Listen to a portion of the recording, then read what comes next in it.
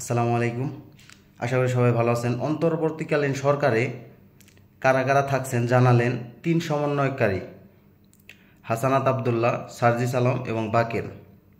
তারা খুবই যুক্তি দিয়ে কথাগুলো বলেছেন। খালেদ মহিউদ্দিনের সাথে তারা একটি টক শোতে অংশগ্রহণ করেন আজকে এবং জানান কারা কারা থাকছেন এই অন্তর্বর্তীকালীন সরকারে। এবং তারা আরও কথা বলেন যে বাংলাদেশে এই ধ্বংসযজ্ঞ চলছে এইগুলা নিয়ে। তো আমি প্রথমেই বলতে চাই ধ্বংসযজ্ঞের ব্যাপারে। এই যে ধ্বংসযজ্ঞ চলতেছে বাংলাদেশে, এইগুলো মোটেও উচিত নয়, কিন্তু এইগুলা যে চলতেছে এইগুলা একটা ক্ষোভের বহিঃপ্রকাশ।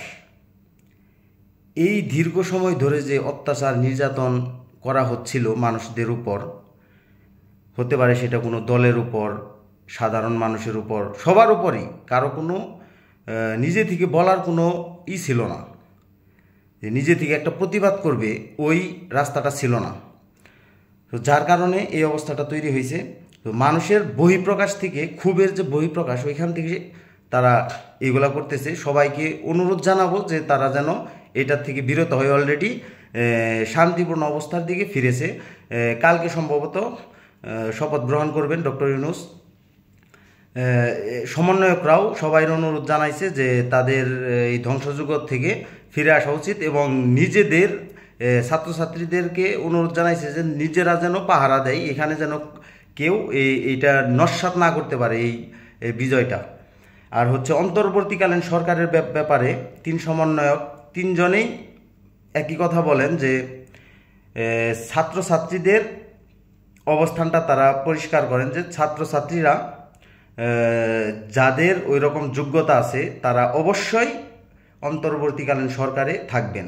এটা বাংলাদেশের জনগণের চাওয়া এবং যদি হয় সেটা পাওয়াটা পূর্ণ হবে, এটা একদম শিওর করেছেন তিন সমন্বয়কই যে ছাত্রদের মধ্যে থেকে অবশ্যই অন্তর্বর্তীকালীন সরকারে তাদের প্রতিনিধি থাকবে। এটা আসলে আমারও চাওয়া, এটা হওয়া উচিত। কারণ দেখেন যে একটা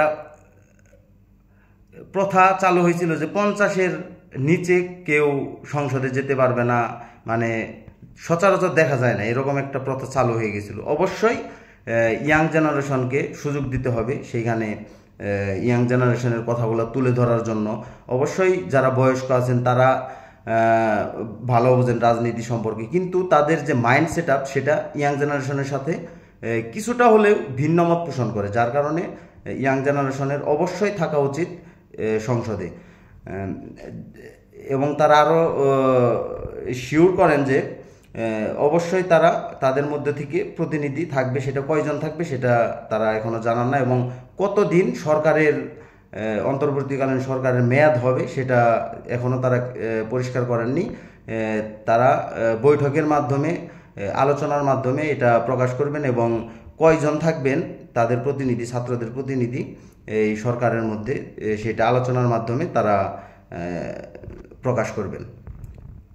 তো এটাও খুবই একটা ভালো সিদ্ধান্ত যে ছাত্রদের সমন্বয়কদের প্রতিনিধি থাকবে অন্তর্বর্তীকালীন সরকারে। সো সবাই ভালো থাকবেন। আশা করি বাংলাদেশ সুখের মুখ দেখবে সামনে, নতুন একটা বাংলাদেশ আমরা দেখতে পারবো। আসসালামু আলাইকুম।